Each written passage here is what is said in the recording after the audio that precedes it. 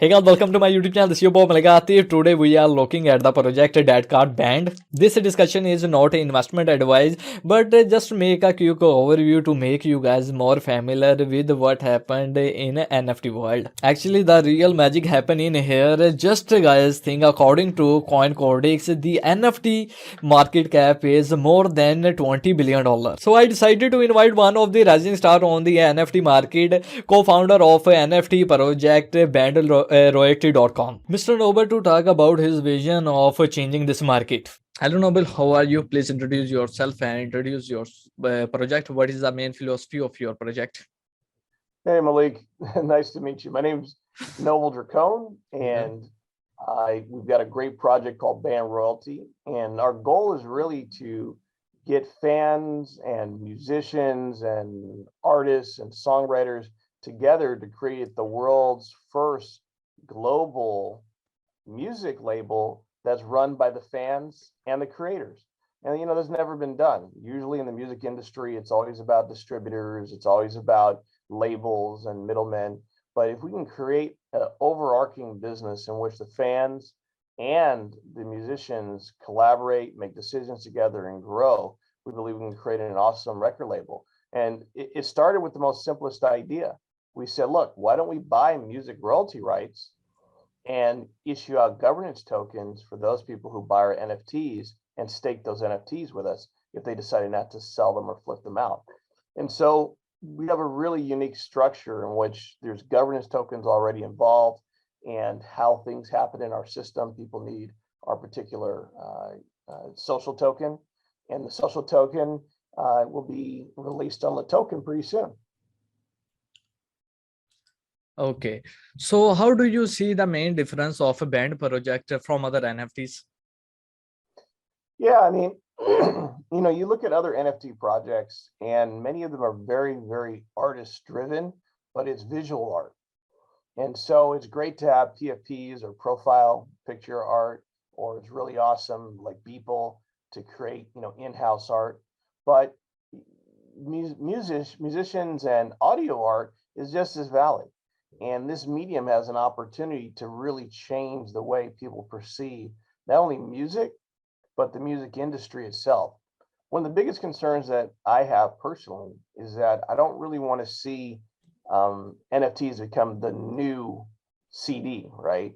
It's so easy to go to the lowest common denominator, in which we used to have CDs, then we're all buying MP3s from Apple. So now it's NFTs that we're buying to have the music as opposed to streaming.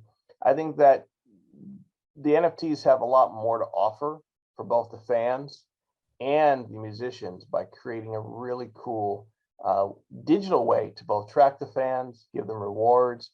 And so when I look at NFTs, I really look at it not as just an object, but I look at it as a complete digital way of life as we progress forward into the future. You have massive experience in crypto. You are a guru at classic trading. What did you get from it for making band super interesting project? Well, you know, I started off almost for 28 years of my career. I was a trader. I've written several books on investing and trading. My last two books were Trade Like a Pro and Winning the Trading Game, published by Wiley & Sons. I then started a game development company called Where Play Games. And in Where Play Games, we developed a lot of 2D mobile apps, and then we started moving into augmented reality. And so for us, it was kind of almost a natural development or natural growth, because during my trading career, I actually invested in music royalties. I would either give advances or buy into some publishing rights or buy into writers' rights or whatever it was. And along the way, I really learned how the music industry operated with royalties. And I saw that, you know, we're in a time where $17 billion was made in the music industry, and yet 10% of that went to the artists. So all the artists in the world, yet all the money get aggregated and concentrated in the corporations and the distributors' hands. And while the old paradigm needed us to go out and buy CDs and to go to physical locations and record stores, the new paradigm is all digital delivery. So it doesn't make sense that there's such a big disparity between what artists make and what the distributors and the companies make. I wonder how will you comment as professional of SP 500 trading this interesting fact. Last year, S&P 500 gained more than 18% with the yield 69%. Meanwhile, growth of Bitcoin for the same 2020 year was like 275% and the yield 623%. How would estimate in this case preparative of a band? Does it have the same power as Bitcoin or Mhm. So, the ban royalty idea is not really predicated on trying to beat the Bitcoin or beat S&P 500. What we did was we created a project that let people share in how the royalties operate and to share in the income streams that occur if they so choose. Currently staking is all about, receiving more tokens of the same, or maybe receiving a separate token from the company, which is all great. But we want to figure out a way to ramp real world with the digital world and to create intersection of that kind of income stream. And so there's an opportunity there, but it's very difficult to figure out what the projections are until we grow and we develop the project even further out. Overall, Bitcoin functions in a vacuum, right? Is we're in a highly inefficient marketplace in which a limited number of people are actually buying it and driving the price up. It hasn't had the ability to have mass adoption and smooth itself out. The whole idea of the S&P 500 is every mutual fund, every hedge fund, everybody's involved. And of course, the inefficiencies that people gained early on have been kind of smoothed out over the years. And so that's why the 18% gain. And so for us as investors and traders, our goal is always to find the arbitrage, where are the inefficiencies and how to tap into them.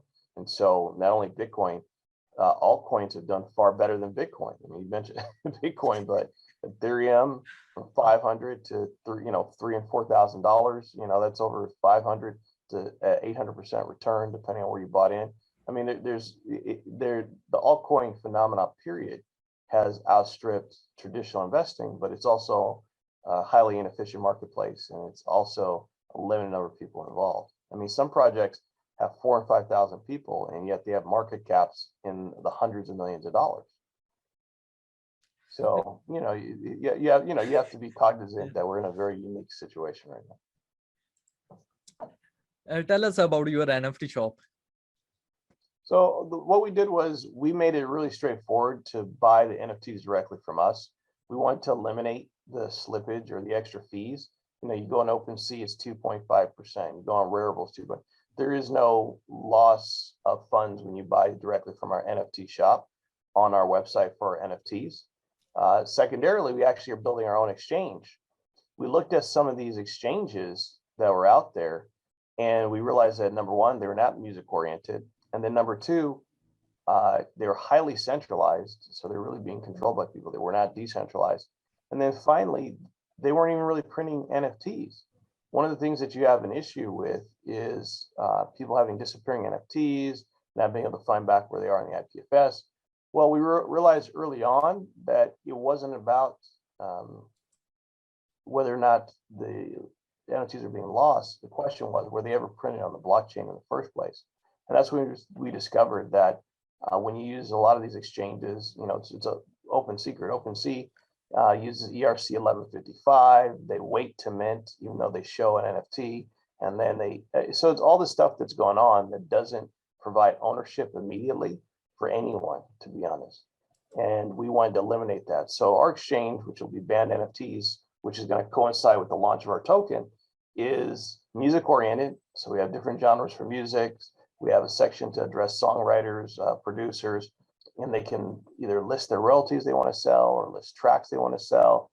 We're really creating a full-blown music NFT marketplace. And that goes beyond just selling albums or records. It actually is for the industry. And then secondly, we're going to be on two different platforms. We're going to be on Ethereum and Polygon or Matic. And we wanted to give people a chance to be able to mint low gas to no gas.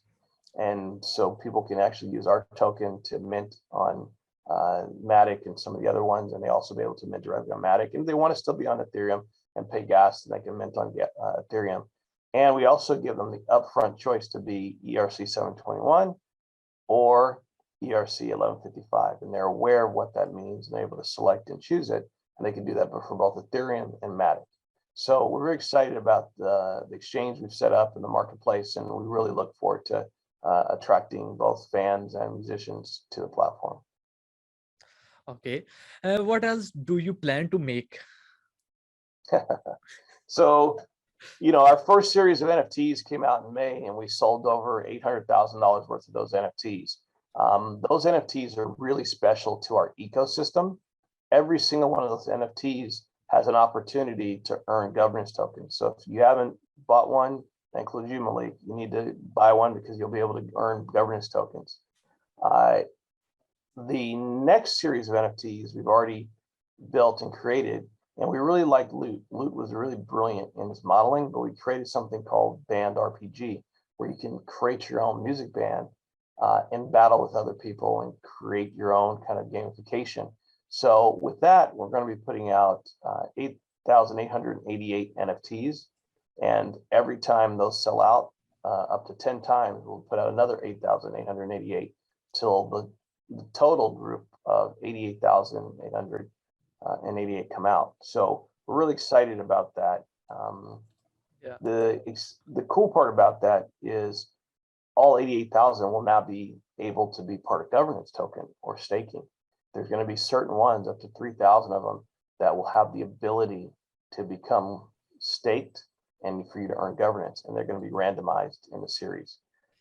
And the people who have bought the first series of NFTs from us are going to be the first dibs to get any of these loot style NFTs, the Band RPG NFTs. And they're also going to be the ones who, if the series does well, get a chance to vote in that series to be a part of the governance structure. So we're going to be having some exciting ways in which we're gamifying the governance. We're making it exciting with the intent to have this project fully DAO within 3 or 4 years. Okay. Where do you plan to launch your project for serious investor? I know LATOKEN IO launchpad could be a nice idea to raise millions.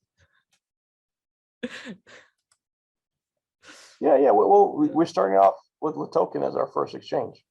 And the token will be out, I think, 25 cents, 30 cents. People will be able to get it. If you're part of our Telegram group, then you've been part of our private sales. And our private sales start off at 4 cents. We had a complete sellout. Then we did 8 cents and we had another sellout. So we're on to 12 cents in our private sale. And then we'll be headed to LATOKEN and be doing our public sale. So, for those people who really support us right at the beginning, they got the biggest benefit to receive tokens. And those will be metered out over a 9-month lockup period. But with LATOKEN, you'll be able to buy right on the marketplace. We really suggest that people use our ecosystem, use those tokens to buy albums, to buy music, to buy into royalties that they find on our platform, in addition to just speculating on them. But there's only going to be a limited supply of governance tokens as well. So there's going to be 6 million of those.